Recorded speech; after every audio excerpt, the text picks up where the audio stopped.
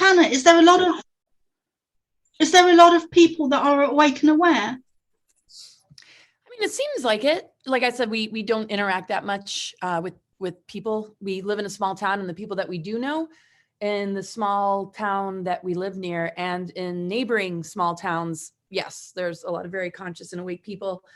And there's signs like on the roads that say, Democrats hate America, or I can't remember what the sign says, but you'll just notice a lot of bumper stickers and a lot of signs and just indication that there's a lot of awake people, and just the conversations. You just run into people, and for the most part, the people we run into are on the same page, and the friends that we do know are very, very on the same page. So it's not like we just have friends that are difficult to be around and you can only really have small talk. The people that we know really well are absolutely on board, and some of them have actually seen my videos and have followed me over the course of time, which is kind of wild when people run into me there, and I'm like, oh geez, because I don't go out dressed like a normal person. I'm usually sort of in my PJs and like I don't give a crap. So it's really funny when people run into me and I'm like, whoa, shoot, I got to be careful here. I got to like maybe dress a little more appropriately, but everybody's masked for the most part, so who cares? But it's not very enforced where we live, honestly. So it's pretty relaxed. That's cool. So I just want to welcome everyone to the Cosmic Ascension Waves of Light with myself, Soma Ara, and Laura Eisenhower is joining us this evening. Delighted to have Laura back with us. And Laura Eisenhower is the great-granddaughter of Dwight Eisenhower, one of the presidents of America, the USA. So, Laura, I'm not going to go into your bio, but there's a lot to it. I'm just in awe of you, and I consider you just one of just a cosmic sister, really. And I know that you're. Well, I feel from you energetically that you've got that your mission is just that you've got a cosmic starseed. So I don't know, would you like to introduce yourself a little bit for anyone that's been living in a cave for the last 10 years? Oh gosh, well, yeah, I definitely have a mission. I have been a public speaker for about 10 years, but I've been aware of this greater work that I've come here to do since I was a child. And it just has to do with the awakening process in humanity, particularly centered around this ascension window period, and a lot of hidden information in Eisenhower's administration. I bring to light that has to do with extraterrestrial, exopolitical type information. And I expose a lot of galactic history and stuff that we just don't learn in school that we've been kept from. Also information about what our junk DNA truly is, what our greater potential truly is, and how that relates to different planetary alignments that are going on, and the significance of this particular window period connected to the geophysics of the planet, stargates, planetary grid network, and how that also corresponds with our own DNA and chakra system. And so when we look at greater potential, start to delve into things like galactic chakras and the galactic core of Andromeda and benevolent ET forces that are not here to save us, but are a part of our greater galactic heritage. Yeah. That's a part of our genetic makeup as well. So I'll just kind of leave it at that. And I've been just sharing information about that and trying to connect dots between all these different facets in order to create sort of a whole picture that is digestible so that we can be more activated, so that it produces some sort of, hopefully, an activation to help guide a person into an awakening process, which very often involves the dark night of the soul and having to release programs and all sorts of belief systems that might not serve our greater health and wellness and ability to advance ourselves as humans. So talking a lot about Project Mockingbird, mind control projects, and some of these agendas is really important because the level of mind control that people are under and social engineering is one thing we really have to get a grip on in order to really break it down for the masses and the more mainstream kind of masses to emerge out of this darkness that they're just maybe not realizing has very nefarious dark agendas behind it. you know, the facades that we see on the world stage. There's way more to it, and the deeper layers I'd like to bring a lot of attention to. And so, yeah, the Mind Control Project, the MK Ultra stuff, I like to expose. Okay, so thanks, Laura. One of my first questions is to, I'd really like to know a bit more about your childhood and your experiences to do with star seeds, and what kind of experiences were you having with positive ET energies? Were you having those as a child? When did you first realize that you were a little bit different? Or when did you first realize that you were a star seed? And what kind of books were you reading? What kind of experiences were you having? Well, I just always felt different, just in the sense that, I mean, we're all different when we're authentic and we're being true to ourselves. We all are unique and we have our own expression, and we're capable of being free thinkers and have a creative sovereignty. We have an imagination, a creative imagination. And so we're all unique. So I've always seen that, yeah, I'm different, but everybody else is as well. But then there's a difference between being sort of awake and sovereign and authentic versus being under a social engineering kind of mind control program. And I noticed that very, very early on. And so that level of difference I noticed very early on. You know, you can tell the difference between somebody who's being real and genuine and true to themselves versus somebody who's kind of under that spell. And so that always stood out to me. So how old were you when you first realized that? I mean, like when I was just really becoming conscious, even in kindergarten. I mean, really, really early on. And it was just, you know, something I noticed. But, you know, usually when you're dealing with children, children are going to be children. They're not really quite under that trance. But as you go through the years and you notice your friends changing or adopting behaviors where they're not the same person anymore, they've lost a certain sense of creative freedom. They're not as fun as they used to be. They're following trends. They're under the spell of sort of the distortions of the masculine and feminine, and playing out a role that just has to do with maybe an expectation society puts on their gender. And I've seen it in men as well. And, you know, I'm not saying like I had it all figured out and I was just, I mean, we all kind of have our struggles, but I wasn't going in that direction. I was more what one might consider rebellious or just completely unconventional. I didn't even really want to bother going to school, and I stopped going to school pretty much in high school. Because I knew that a lot of these subjects were distorted and false, and we weren't getting the true history.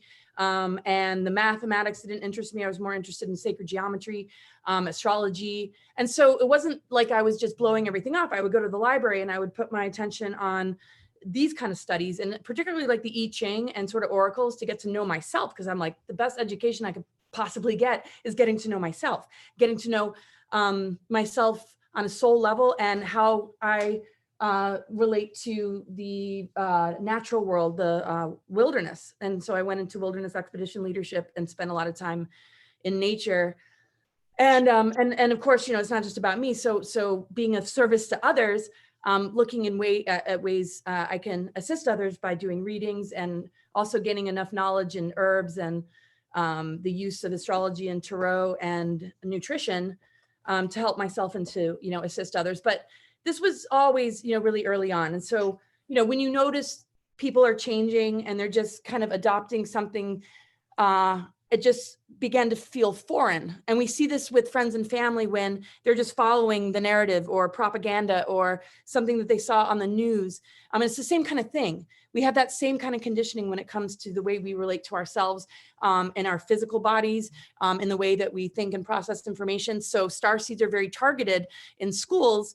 And so the whole ADHD or some of these learning disabilities they slap on kids is because they don't really feel like sitting still and being controlled and being under the thought control. And that's why I love Pink Floyd, The Wall. And I played it for my kids when I drove back to school. It's just because like we don't need no thought control. And that always kind of stood out. I used to love that. And music was more the books that I read than actual books. So the lyrics of certain music and just music in general was my sanctuary to just help me to just process. So I never really labeled myself a starseed though, but I guess one could call me that. And I just wanted to ask you, so okay, so you never labeled yourself a starseed, because a lot of us have.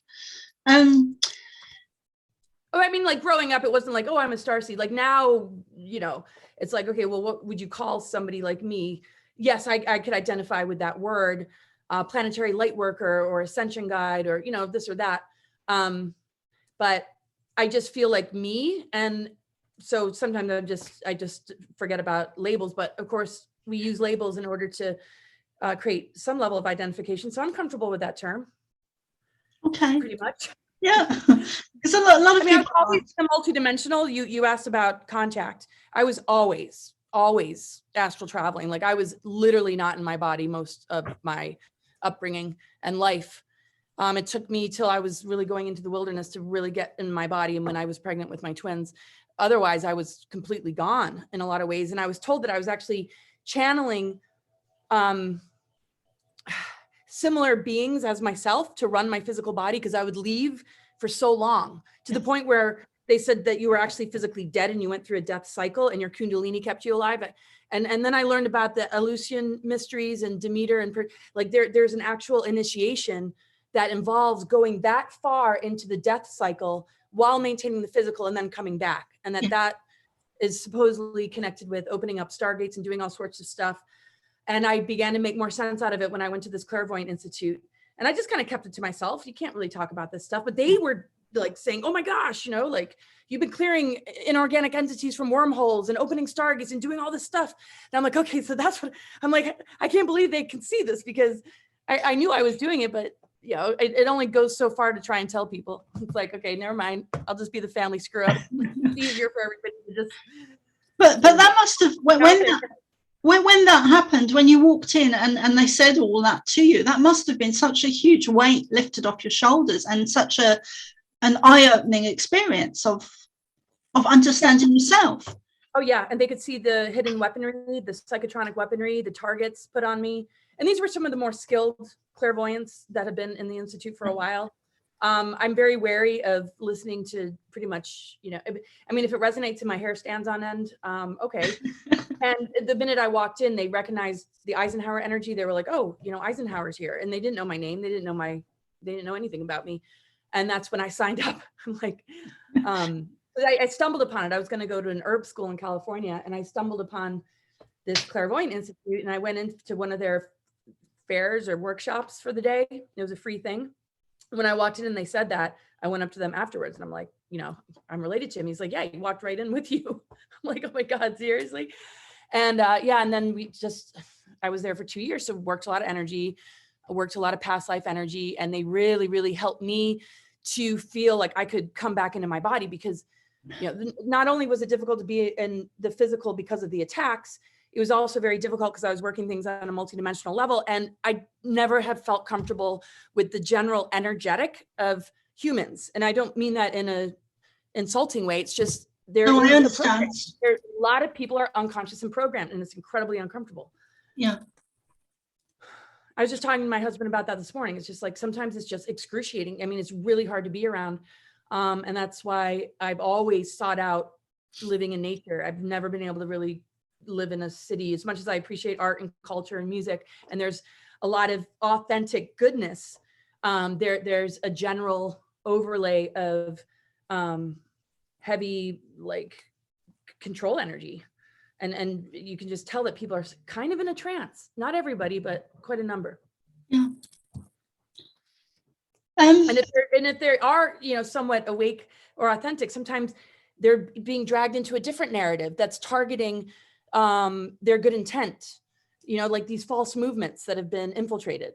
So I'll just leave it at that, you know? So it kind of like we're being cornered from every angle. And I just always had the ability to see through it. And but it doesn't mean I haven't had my struggles. Oh my goodness.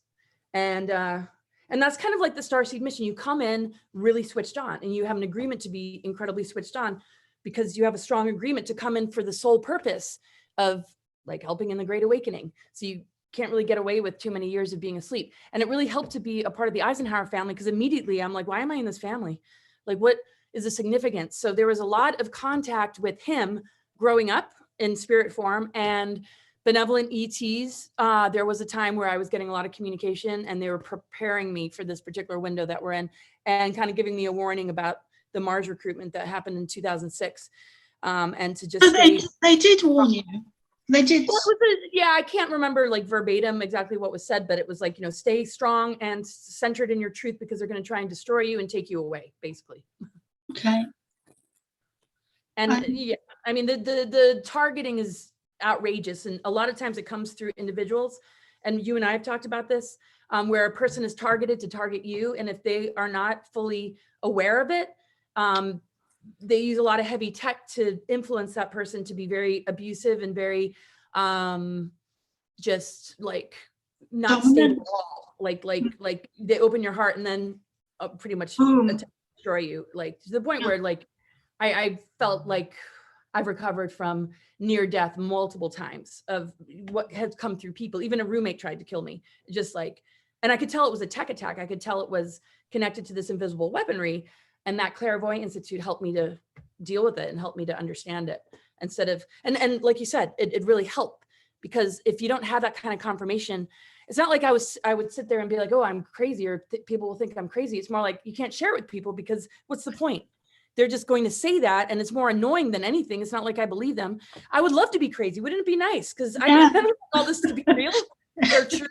But it's like I've always been so solid in my truth that nobody, no attack could ever undermine it or knock me off that alignment. But sure, I get knocked off my center and I have to get back, you know, on a because energetically it's exhausting, and it's really amps up or like tweaks the nervous system a bit, but it never makes me doubt or question the truth that I feel connected with, that has to do with my own personal truth and something connected to the larger picture that is beyond factual truth. It's more based in the physics of who we are as humans, the greater quantum nature of it all, how we're related to the bigger, more multidimensional picture, and what our genetics hold as far as our these greater spiritual abilities and our capacity to really shift this physical form into like a starship based in our consciousness.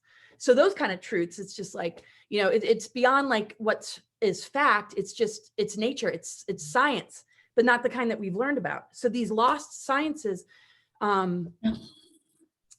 like to bring to life, because if we don't know they exist, then we're not going to have the curiosity that is required in order to tap into it and unlock it.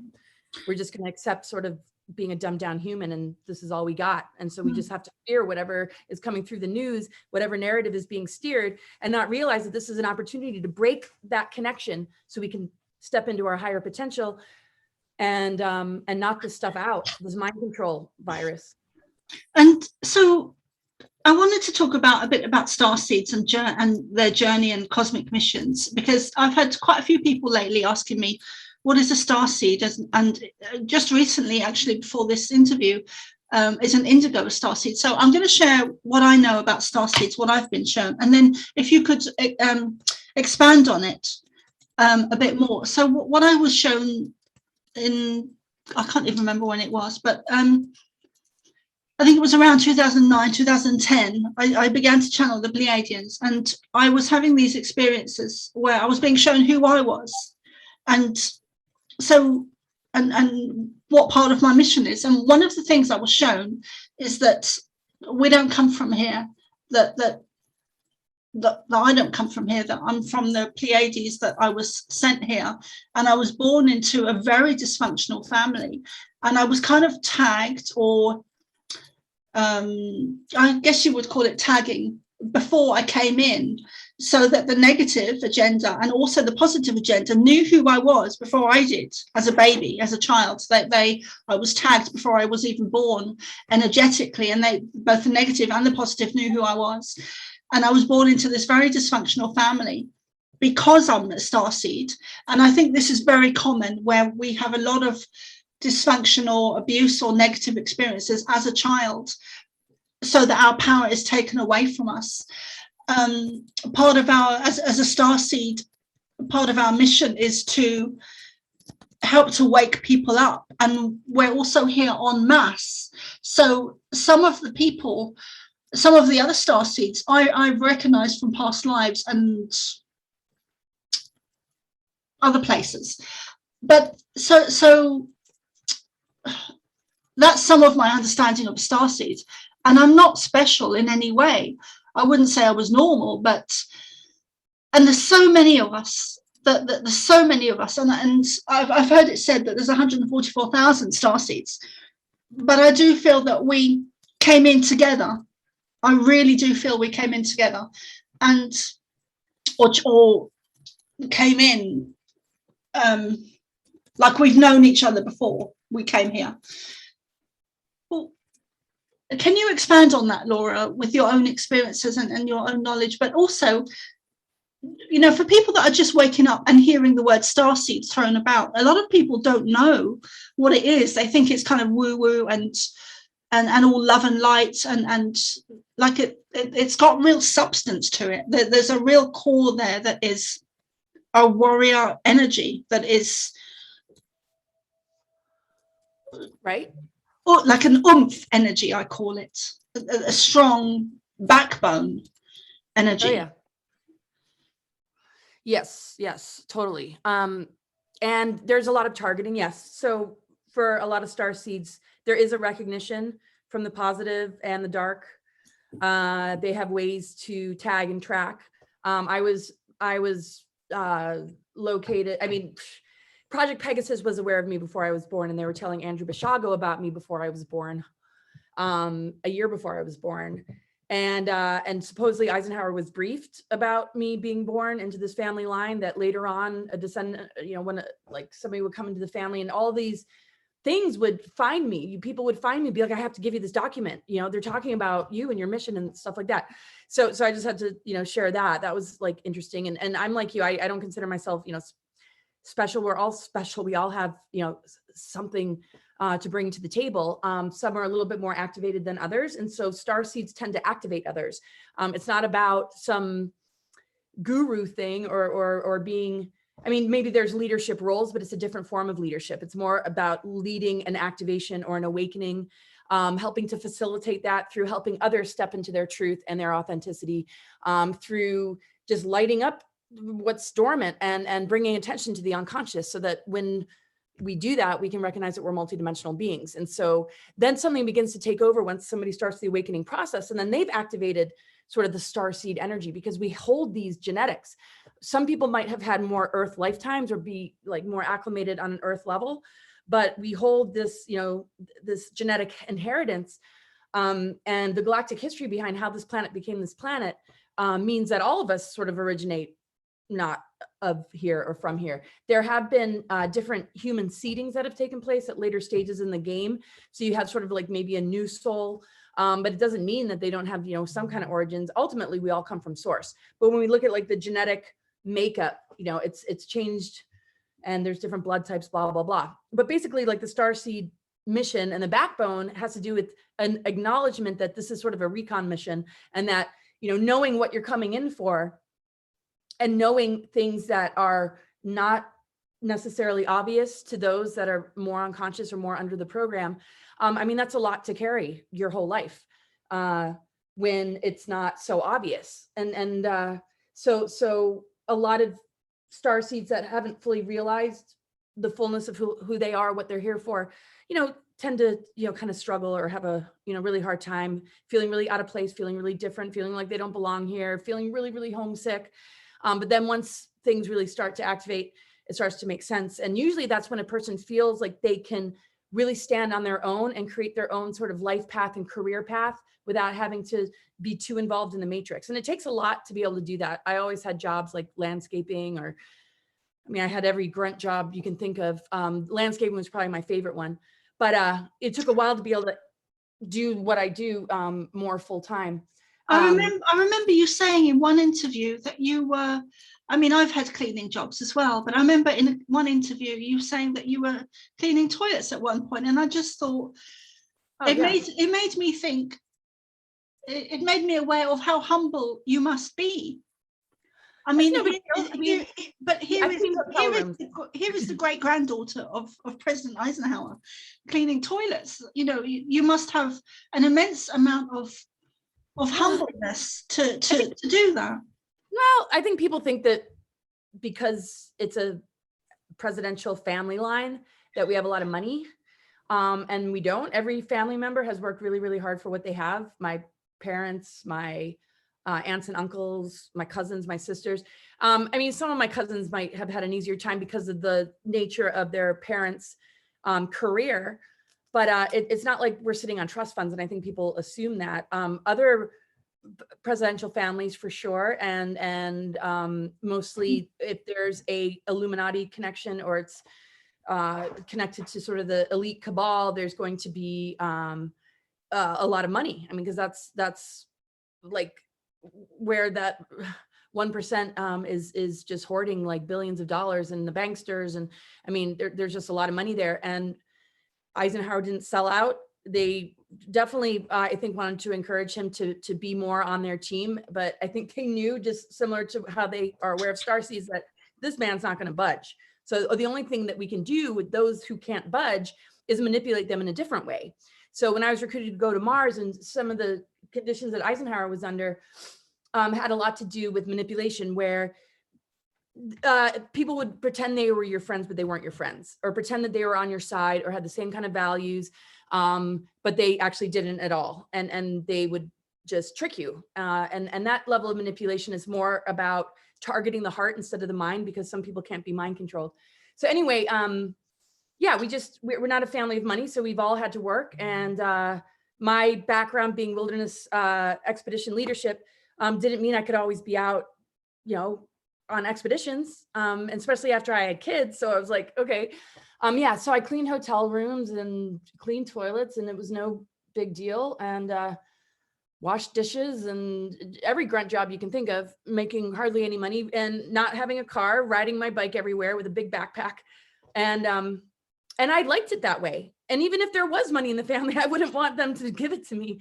I kind of like to earn for myself and be self-sufficient in that way. And it's just because I was offered to have help here and there. So it's not like I didn't have some kind of family support here and there. But I only accepted it really after I had kids, because I had to make sure their needs were met. Yeah. But before that, it was like, I'll figure this out. And I pretty much did it on my own. And I pretty much raised the kids and paid for everything on my own. And the kind of help I did get, wasn't huge, but it certainly, I'm grateful that I did have some of the support that I did have. But it wasn't like, we're not talking like, oh, here's a house, here's a car. It was like, okay, here's a couple $100 to help pay a bill or help pay rent. And that's fine. I worked really, really hard. And when I look back, I'm kind of like, wow, I'm like, gotta pat myself on the back. I have two really incredible boys, and I'm really proud of them. It's like, thank God, Yeah, I think you've done incredibly well, Laura. Okay. So going back to the Starseeds journey and the cosmic missions, do you ever recognize any, do you recognize your past lives and where you came from? Do you remember your galactic mission or your cosmic mission or your mission now? Do you remember other people you met when you were there from here? Yeah, it's like meeting people. It's a lot easier now, right? Because of the synchronicities, because of the ability to find each other online. I mean, I felt really, really alone most of my life, and I just got used to it. It's like, okay, I'm on a mission and I can't really discuss this with people. It doesn't make any sense, but I'm going to do it regardless. It doesn't require validation or support. Maybe the more public aspect of it, but that's only one aspect of it, to reach people and just to be a part of this greater conversation. And so the familiarity and the synchronicities and just feeling the soul family like yourself, I mean, that's always strong, and it has been strong ever since I became, public, and it's easier to find one another, and especially, going to events and stuff like that. I worked so much past life energy. I'm very, very, very well aware of my past lives, but I had to kind of let it go so that I could be here now. And I didn't, and sometimes it's like, I don't form a complete and total belief about it. I think that there's soul families and groups that have a similar archetypal energy. So that you can have like a number of like Magdalene flame energy, like that's always followed me my whole life. And I never sought it out, but every clairvoyant, psychic, shaman type person under the sun, whether I synchronistically ran into them or I just went with a friend or, somehow just was in their presence.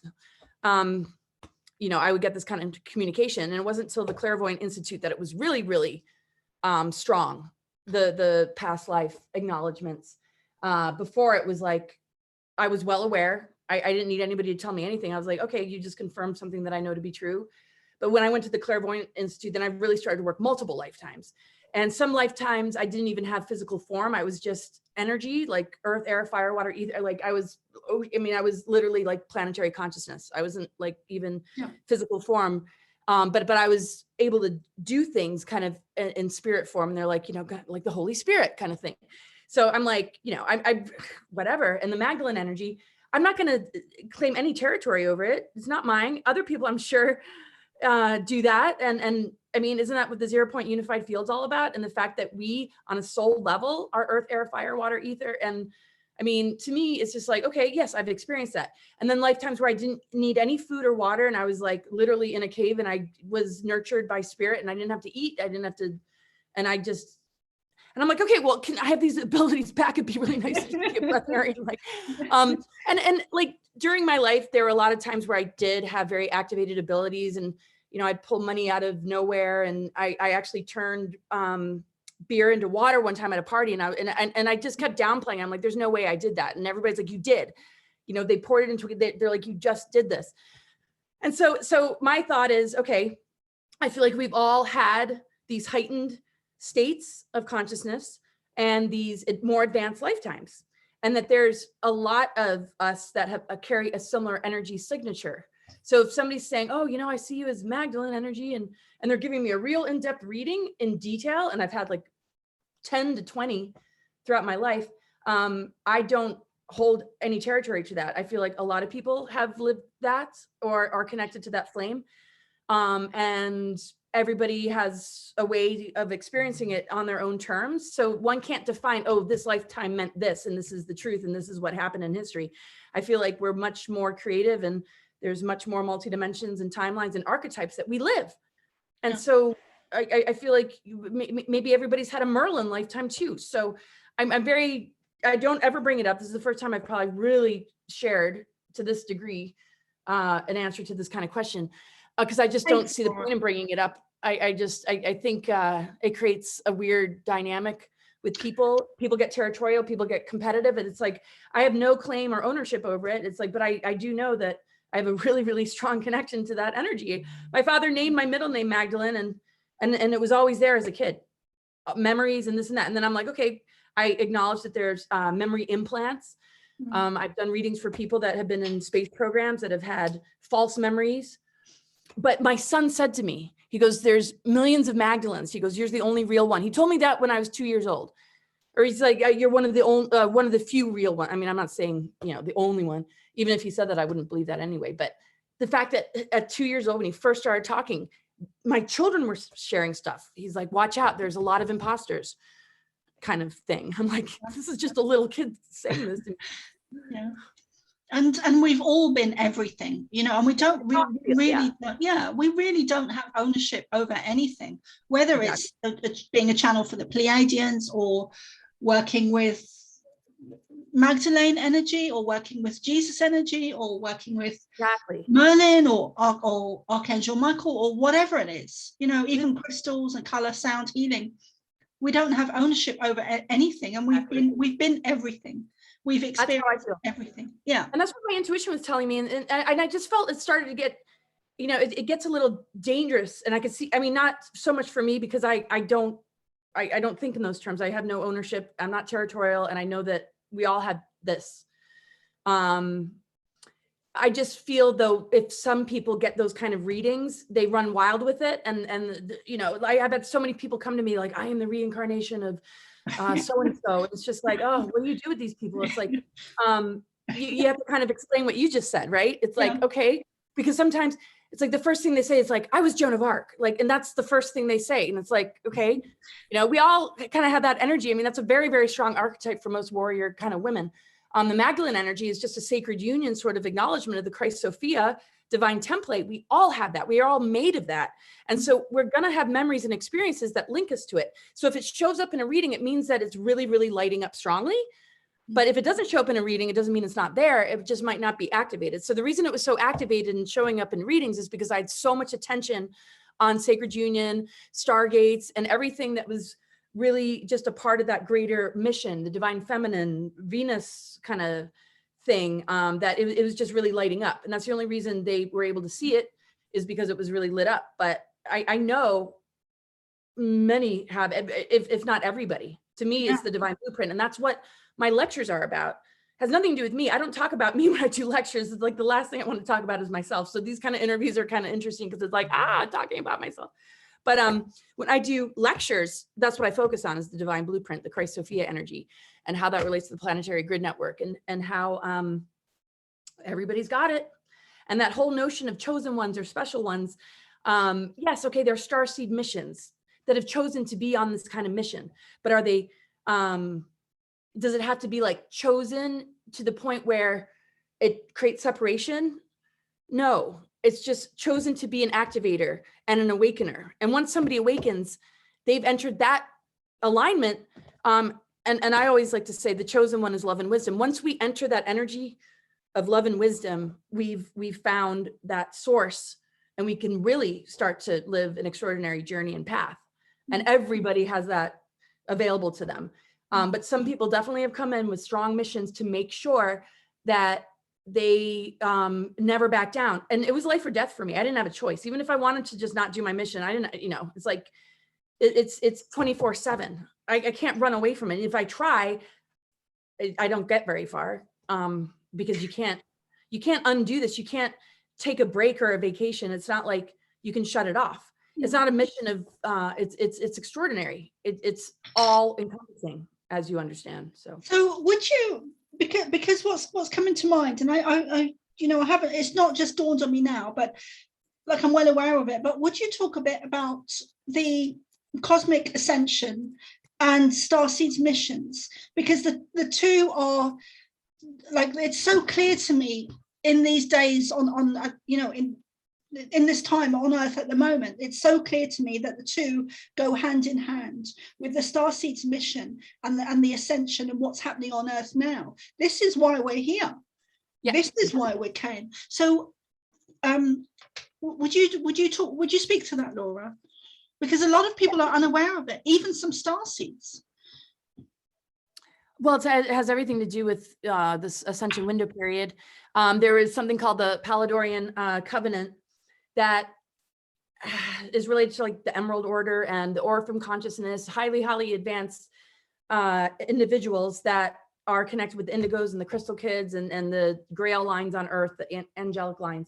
And basically it has to do with being a guardian of the organic ascension timeline. So this goes beyond this lifetime. This is thousands of years. So a lot of us recognize, okay, I've been doing this mission for thousands of years. It's all I can remember. It's all I know of myself, is that I've always been on this kind of mission. This lifetime, though, is extraordinary because of this particular window. We're at the end of a 26,000 year cycle, and every 26,000 years, if the planetary energies and humans haven't experienced ascension, we go through another round. But if you are a more advanced soul, you can kind of come and go and not incarnate on the human wheel in the same way that other souls are that are still in an awakening process, or still trying to reconcile their past lives and grow as a soul. You know, maybe they drop being a dark person or an unconscious person, or somebody who's just under social engineering or mind control. They're incarnating into the human wheel in a very different way than a very conscious, awakened starseed type. They're going to come into the incarnational wheel, particularly either they've been incarnating for a long time to protect the organic ascension timeline on Earth, or you got some that are just coming in and they've only had maybe 2 Earth lifetimes, maybe some who've had no Earth lifetimes, and some that are coming in from the future that have already gone down and seen, you know, the potential of the timeline, that are coming back in. And some have experienced the full gamut of it. I kind of feel like I've seen like all angles. And I feel most souls, you know, definitely, or starseeds have. So you come in for this particular window, whether one's been incarnating for a long time on Earth to facilitate this or assist in this, or coming in new are coming in from the future, whatever, or being a representative of a particular ET race even. There are competing ET agendas. So sometimes a person who's representing an ET race has a particular agenda connected to that group. But a real starseed mission to me has to do with assisting in humans being sovereign, liberation of humanity, and working with the planetary consciousness in order to advance ourselves and be like in more of a heightened consciousness state to where we have our gifts and abilities as spiritual beings. So regardless of how a person got here, you're incarnating into the human wheel in a very different way. But sometimes one can pick up karma, you know, if you have kids or relationships. Sometimes the agreements get a little bit more personal than just coming in with a mission. There might be something specific with a particular soul and an experience that you're going to have in the earth plane connected to a particular soul that comes into your life. But normally there's that quest for a soulmate or twin flame. It's just like innate to want to seek that. And most people want true love. I mean, that's a normal human thing, but there's a concept of something much deeper when it comes to soulmate, sacred union, alchemical marriage, hierogamic union, and twin flame type stuff, which is known deep down is connected to the planetary grid network and the repairing of the planetary grids, because this is what's been targeted. And so that's a huge part of the mission. It's not just about, okay, awakening humans. It's about raising the vibration of the planet on a micro level based in the way that you live your life. And the fact that if you're living your life authentically and on a deep soul level, you're bound to have incredible experience with synchronicities that guide you to the right, you know, individuals and experiences that are really amplifying of one's soul nature instead of the personality matrix that's very easily controlled and engineered and mind controlled. So if a person's not living in that web and under that net, and they're living more on a soul level, the mission speaks for itself. It feeds good energy to the collective conscious. It impacts the area and the grids around where the person's living and occupying, and it affects the whole planet and the whole planetary grid network, actually. So the mission, just on a personal level, is like amplified in the larger picture sense of it. So I always felt that being the stronger mission of importance connected to what I knew as a child, and this ascension window period, not just having a public persona or doing lectures. I mean, that's great, you know, just to remind people that this is available to all of us, but this has been more about the embodied mission of living close to nature and to my soul and doing this greater multidimensional work, you know, by astral traveling and being out of my body, doing all sorts of things to help to clear the stargates and do this greater energy work. But I had to, you know, there's certain things that were really important to fulfill on a life level in order to be able to achieve that. And so how everything kind of unfolded in my life experiences helped me to do something or assist in something in this particular window. So most starseeds have a task like that, whether it be traveling to a particular sacred site or location to do sound healing or some kind of energy work. There's always something that you just don't, you know, it's like downloaded to you, or your intuition just tells you, I need to go here and I need to do this. And I don't really know why, but I just got to do it, you know, and you're getting like more information from your intuition and your higher self and the downloads than a boss telling you what to do, or maybe a mission being, you know, something, you know, that's based in other people's instructions. And there's a lot of strong missions that, you know, require an education and instruction, like an EMT or a firefighter or whatever. But this is like a cosmic EMT where you're getting orders and you're getting information from something that's not physical, you know, something, you know, it's your higher self connected to source energy. And it's just giving you what you need to know what to do. And everybody's got that connection. So if people can turn off their TV, go connect with their soul, they're going to start to get that higher guidance that's going to help them to advance themselves. And if enough people do that, then these cosmic missions, being, you know, the stronger force on the planet and being more unified, that's going to help us to get over this hump. It's going to starve the parasitic forces and the dark cabal and the whole system. And it's going to neutralize the dark weaponry, and it's going to nullify the mark of the beast, and it's going to create this greater global alchemy. So each person in their own micro life can make such a huge difference. One doesn't have to be a public person. One doesn't have to, you know, just follow your heart and soul. You'll get the information you need. So sometimes the information that comes in for some of us, though, requires doing things maybe a little bit differently than somebody else's instruction set coming in, but they're all equally important. Once you start to really listen to your soul and higher self, there's not one mission that's greater than another.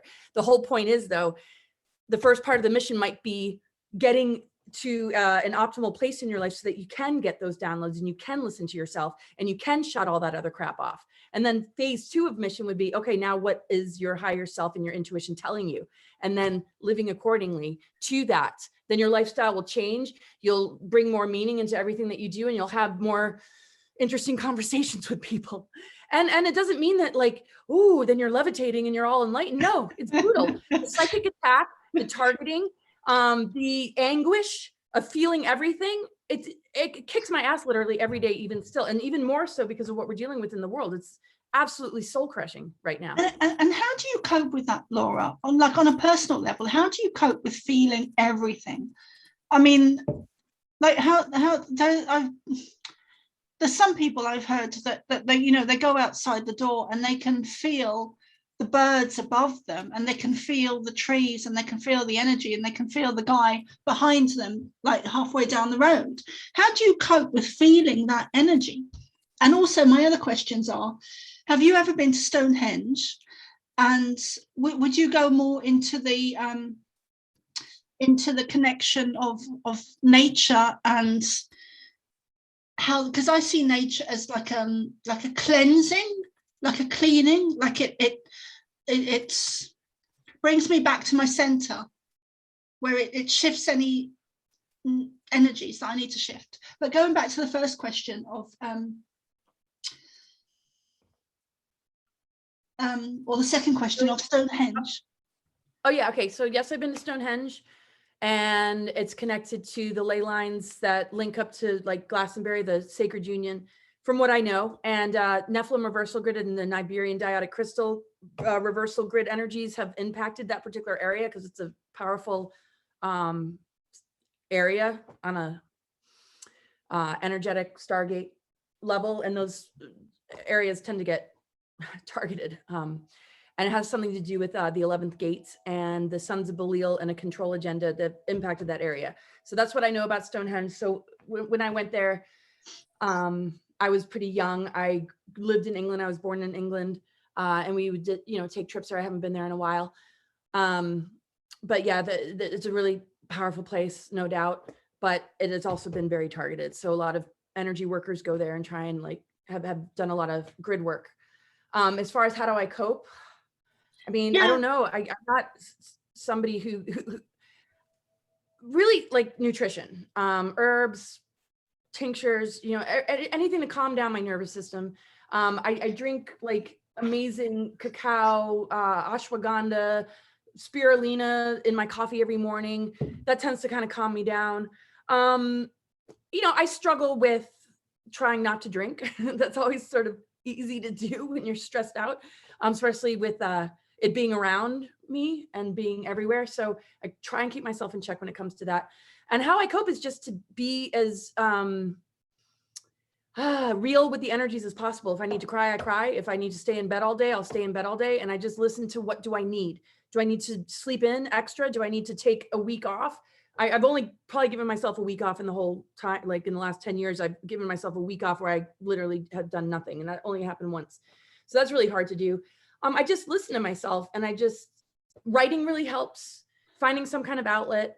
I realize doing interviews help. When it's all bottled in and you're just feeling the sensation of the energies, it gets to be too much. So when you bring words to the energies and words to what you're feeling, sometimes it can surprise a person, like, oh, okay, I didn't expect that to come through. I am mostly in nature, so I'm not overwhelmed by what I'm feeling with like neighbors or humans, but I always feel into the collective and family and people I have links to. And it's been incredibly stressful, some of the decisions people are making. And sometimes I really can't function. So lately, or in this last year, it's been the most energetically painful year I can think of. And I was a kid and a person that grew up being able to feel everything. And I would cry all the time just about the state of the world. And I was tapping into my mission. I would say this last year, though, has probably been, I don't know, it's all been freaking insane, like especially raising kids by myself and losing their father. But based on what one is feeling in the world, on a personal level, not so much. Everything's pretty good on a personal level in my life. but on a global scale, it's absolutely excruciating. And I can only take it one day as it comes. I don't have any magic sort of thing except for what I just mentioned: nutrition, sleep, and letting it out when stuff comes up. And I got my better days, and I've got days where I literally just can't get out of bed. It's just too devastating. I know in the larger picture sense of it, everything's going to be fine. It's not that I feel doom or gloom, but what we're going to be witnessing and the fallout from, you know what, is just a lot to process. And we're all going through it. So it's not just like, I mean, feeling the collective anguish and confusion and suffering going on. People haven't gone down these rabbit holes. They're not even remotely prepared. People like you and me are prepared. Even those of us who are freaking prepared doesn't make it easier. I just really feel for the ones that haven't been able to wrap their head around this. It's like, yeah, I think it actually makes it harder because we are awake and aware, whatever that is. Right. Well, it does make it harder in a lot of ways. Yeah. You know, people that are counting on outside authority feel reassured on an illusion level, but it helps them to get through the day. It's like, I'll just do what the doctor says, or I'll just do, you know, I'm just going to listen to the news and be guided and told. It's a lot harder when you switch all that off and have switched it off pretty much your whole life, and you know the gravity of what we're dealing with, and you can't really do much to those that don't want to hear it. There's all these labels and things, projections, and they're going to learn the hard way, because there's no escaping this being a part of the Great Awakening. And the hard part is seeing that they have to go through something so heavy in order to be able to awaken, and some things that aren't maybe easily fixable. It's one thing to awaken and then be able to heal. It's another thing to awaken and then realize, wow, I just put something in my body that I don't even know what that's doing or what it's going to do. And so I know, though, that there's going to be a huge breakthrough that happens on the planet that's going to help to mitigate the damages of dark technology and anything that has been put into our bodies that could be detrimental. I mean, I just know that those resources will become available. When is another question. So my concern right now is the in-between and those that would never even think to look in that direction. And so there's a lot of need to kind of let go and detach a bit, but it doesn't mean that the love is absent. And that's why it's a roller coaster. That's why these times are devastating, because you can have a day where, okay, I feel neutral and detached, and then you get on the phone with one of them. It's just like, so yeah, I wouldn't say I'm coping very well, honestly. I thought I would be able to cope a lot better because of how much I've been prepared and how much I've been warning people. You know, none of this is a surprise. But no, I'm not really dealing very well, honestly. I think a lot of us are in the same boat. I'm not dealing with things very well at the moment myself either. And I think there's you know, I think a lot of us are like, I don't really like sharing my public stuff or sharing my personal stuff publicly. But I think a lot of us are struggling at the moment. It's like wading through mud. It's like wading through mud energetically. Yeah. But I do see a positive outcome. And yeah. And I mean, it's inevitable. It's inevitable, but the amount of yeah, it's just, it didn't need to get this bad is the thing. And it's just so frustrating because there was a real opportunity for, you know, humans to really, really band together and take down this deep state through not buying into the BS, the lies, the deception. And it's shocking how many people still go along with it, and how history is being repeated, and that their soul essence or their higher self is not screaming and shouting, wait a second, you know, it's like, where's that inner protection? It's like, that's how, you know, under the control people are. And when fear sets in, you know, and a person's in their survival chakra, that intuition is not accessible. They're literally in the fight or flight, and somebody else solve it, tell me what to do kind of thing. Yeah. So anyway, I could keep going on about that, but we've got about 5 minutes left, or a couple of minutes left. So what can you share with people listening?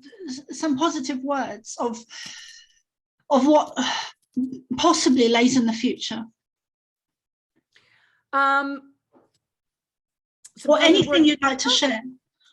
Well, it really comes down to us. We are the shift. We have to take it upon ourselves to move out of these lower frequencies and energies. So the problem is somebody under mind control won't know that they're really under the mind control. That's the whole point of mind control and brainwashing, is that the person that's under that spell doesn't really know. So if a person's starting to feel that something's wrong, though, that's a good sign. And because something's wrong doesn't mean one needs to fear it, but it means that one needs to dig a little bit deeper and correct it on a personal micro level. And in correcting it, it means not having a relationship to it anymore, cutting the energetic cords, figuring out a way to change your lifestyle accordingly so that you're not under the authority or management of a system that's going to tell you or make you do something that you don't want to do. Some people are doing it because they feel like they have no choice. So if a person feels that something's not quite right, or they're being pushed into doing something that doesn't feel right, don't ever say yes to it. It's like you wouldn't want to date somebody or be involved in an intimate level with somebody that could potentially kill you or harm you or abuse you. So, you know, it's a good sign if something doesn't feel right, and then give it the attention it deserves.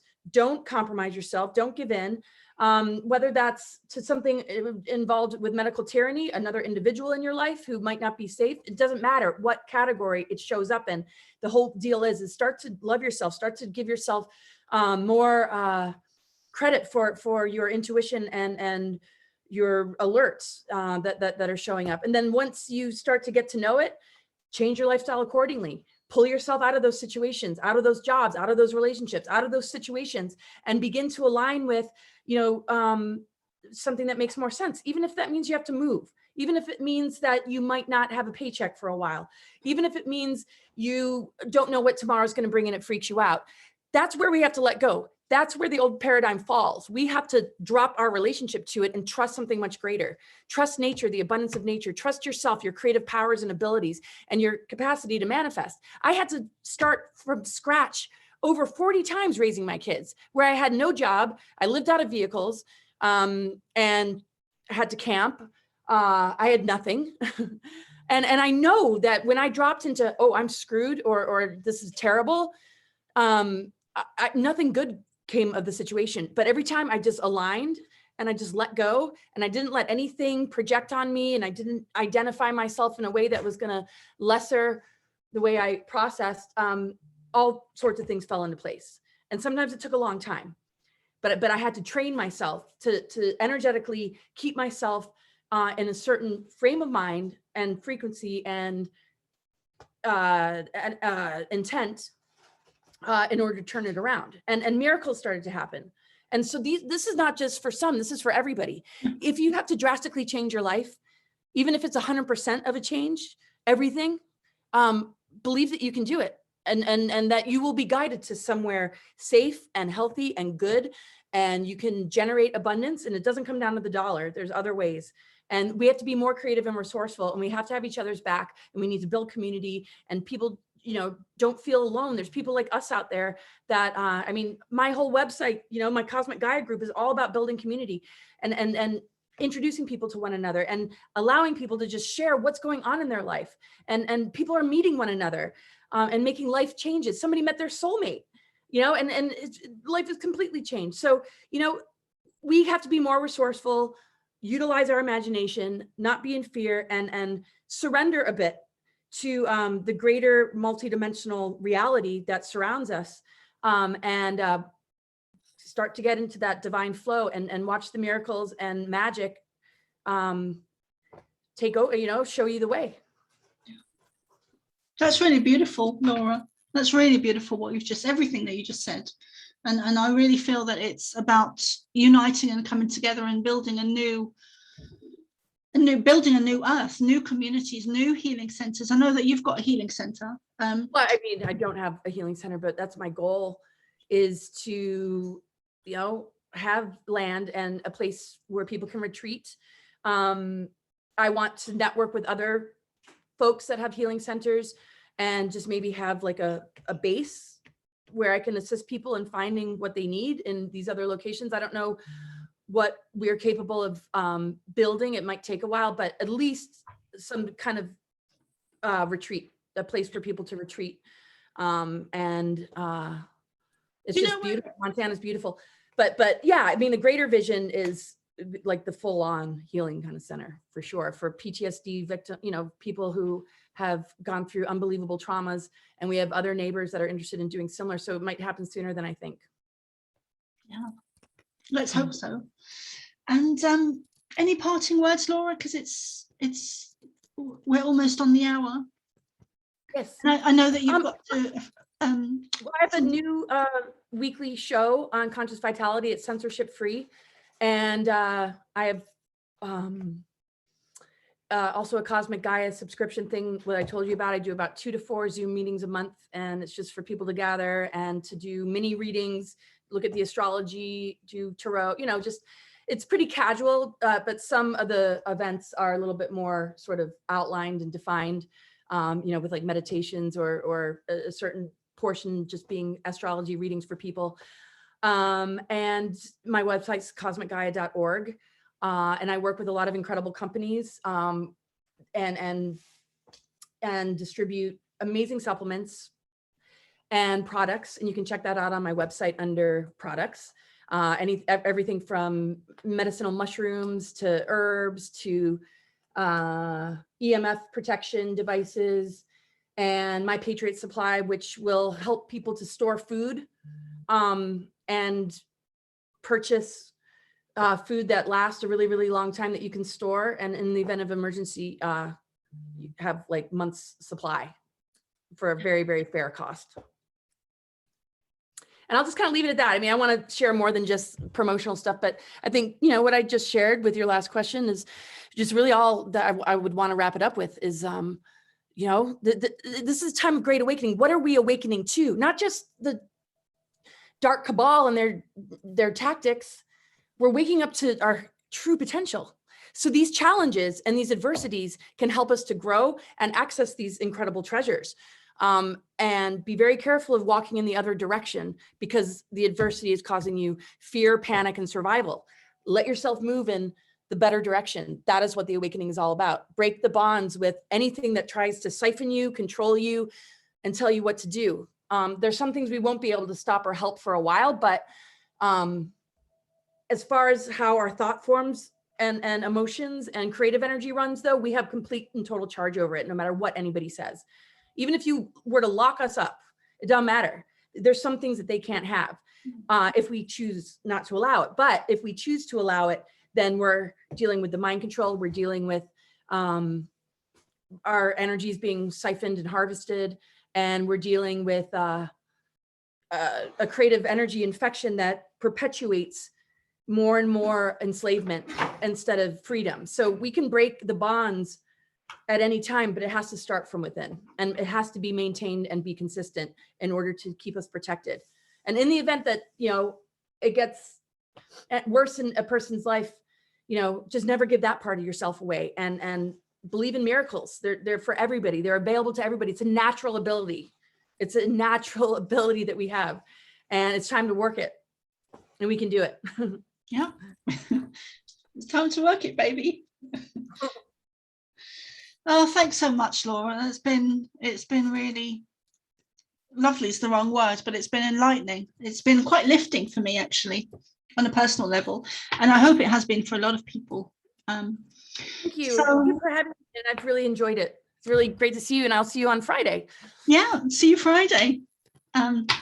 Yeah, so I just want to share with our listeners, on Friday at 7 p.m. UK time, we have a group interview with Laura Eisenhower, Brad Olson, Stella Fairburn, and Nikki Colombo. And there's a couple of other people that are still yet to confirm. So I just wanted to share that with you. And is it 12 noon Mountain time? Pretty sure. Yeah, 12 noon Mountain time, 7 p.m. UK time. So signing off for now. And thank you so much, Laura. And I'll see you on Friday. Okay, wonderful. Thanks everybody for tuning in. Thanks Bye. for having me. Bye. Bye.